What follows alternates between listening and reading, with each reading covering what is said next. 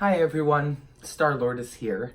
This is a video about my final thoughts on the prior video that I did about NPD, Narcissistic Personality Disorder. We received an overwhelming amount of email and comments, huge response to that video. Some of you have asked for a follow-up video, wanting to know some more about it, some more red flags and so forth. So that's what this video is basically about. So with that said, I'm going to go ahead and start giving you a little bit more information about the narcissistic personality disorder and what are the red flags and what to expect in these situations. Now, the narcissistic personality disorder is, this is a big one because these people tend to seek out positions of power. Now, they are in all walks of life. You often do see them. Yes, they are in big business. They are in politics. They are in the entertainment business. They are in your, local small business. They're pretty much everywhere. So as I mentioned in the prior video, there's no way you can get around them because, like I said, they're everywhere and narcissism is on the rise, according to the specialists in this area. So they do tend to seek out positions of power, and usually how they do so is by aligning themselves with the people who are in a position to advance their careers or advance them up higher to higher levels. They will attach themselves to those people. They do tend to ride on other people's coattails because, let's face it, to start at the bottom and work your way up is not really the narcissist personality MO, because of the fact that they're starting at the bottom is beneath them. Let's face it, narcissists believe that they are above people and they are above menial jobs and they are above working and starting at the bottom. As far as they're concerned, that's for the average Joe, not for them. They will often attach themselves to people with money, positions of power, celebrity, and credentials, so that they have the bragging rights and anything in their eyes that will help lift them up to a higher level in other people's eyes so that they can get the benefits they believe that they deserve. Remember, their sense of entitlement is what's underneath all of this. Now, make no mistake about it, the narcissist is not joking when they say things like, I deserve it, or I'm above all of this. They're not really joking around, although you may take it that way or feel that they're extremely arrogant, which, they are, basically. This is really how they feel deep down. They really feel that they are entitled to these things. And they are entitled to be above everyone else because, remember, in their eyes, they are smarter than everyone else. They're better at doing everything. Their opinions hold more weight. And so they believe they can get special treatment and deserve special treatment. So with that said, you just have to be careful because these people can, they can throw you under the bus if you're working with these people. They can definitely, they feel nothing about just throwing you under the bus. They will do anything to advance themselves up higher, and they, again, feel absolutely no remorse for it. Another thing about narcissistic personality disorder is they love to put you down. If you're in a relationship with them, friendship, or whatever the situation is, they do love to put you down. Even subtly, they will do it because the whole point is to make you feel like you're less than they are. And that's why they like to throw little mistakes that you have made, blow them out of proportion, and raise themselves above you and make you feel like you're nothing. And they carry on with this attitude sometimes for a very long time if you're in a relationship with them, until the victim in the situation becomes really upset and then says something, and then we all know where that leads, and it doesn't lead to any place good. The narcissist is always raising the bar as well. So if you happen to work under them, or if you're in a relationship with them, they can do things like give you 5 jobs to complete. And if you complete 4 of them, but the one of them you didn't get a chance to do, or you didn't do up to their standards, that's all they will see. They will pick on that one thing and continue to harp on it. Again, the whole reason is to make you feel like you're beneath them. They seldom will give you a pat on the back for the jobs that you have completed, because of the fact that, again, they don't want to lift your self-esteem up any higher. The whole point is that they're the ones with this high self-esteem, as to you are the one who is lower than them. Causing some extreme distress to the person who is trying to deal with them, whether you're working under them, whether they're a friend, whether this is a relationship you have with them. This is what's going on. They will take these small little incidences that you do. For example, say you went to the casino and you had a night out with the girls or the boys or what have you, and you spent a little bit more than you were expecting to in the slot machines or whatever it is you play at the casino. They will take that small little incident and browbeat you forever. They will never let you forget it. They will take these small little incidences, go behind your back, start talking to your friends about it, start talking to your family members, whoever you happen to have support with, and they will blow this situation right out of proportion and tell these people that you have a serious gambling problem, things like that. That's just an example, an incident that can happen with these types of people.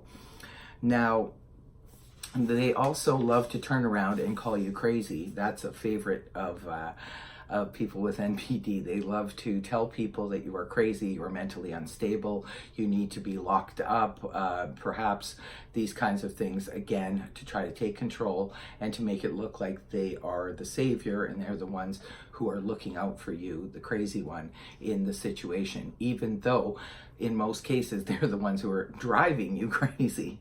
And this is another point too, a very serious point, is that a lot of times the people with NPD will drive you absolutely round the bend, because you keep trying to please them, you keep trying to make it right, you keep trying to bring things back to the way they were before, and the narcissist makes it virtually impossible for you to do so. And when you break down, have an emotional moment, these kinds of things can be blown hugely out of proportion, and then they'll tell you that you're crazy. And then they'll tell everybody else that you're crazy as well. The scary part about this whole thing is that the lack of empathy with people with true NPD high on the spectrum is that they can sometimes drive people to suicidal attempts and things like that. And when it's brought to their attention, oftentimes they'll say things like, well, it's their own fault. Too bad for them. They should have been stronger. Only the survival of the fittest, and only the strong survive, and they shouldn't have been so weak, therefore blaming the victim in the situation. So that's very disturbing. It's a situation that does happen with them, oftentimes, especially in close relationships and partnerships, marriages, and things like that. So again, if you're dealing with that kind of stuff, like seriously, you need to look at seeking help from your health professionals, perhaps your clergy, your church, any kind of shelters if you feel that you're in any kind of danger, or your children are in danger because this situation has escalated to something pretty bad. Please seek help. And also too, on the gaslighting front, this is what they are classically known for. If you say a small thing to them, they will blow it extremely out of proportion, turn the tables around on you, and make it feel like it's all your fault. And if there's anyone present, because they do the gaslighting oftentimes in front of people, and these are people that they feel comfortable doing it in front of, because these are their flying monkeys, their so-called friends, which, by the way, a side note, narcissists don't really have friends. What they have are people who they elicit the assistance of from time to time. They usually don't keep long-term friendships going. They usually don't keep long-term relationships going because of the fact that people sort of catch on to them at some point and, take their leave, or the narcissist will discard them once they've served their purpose.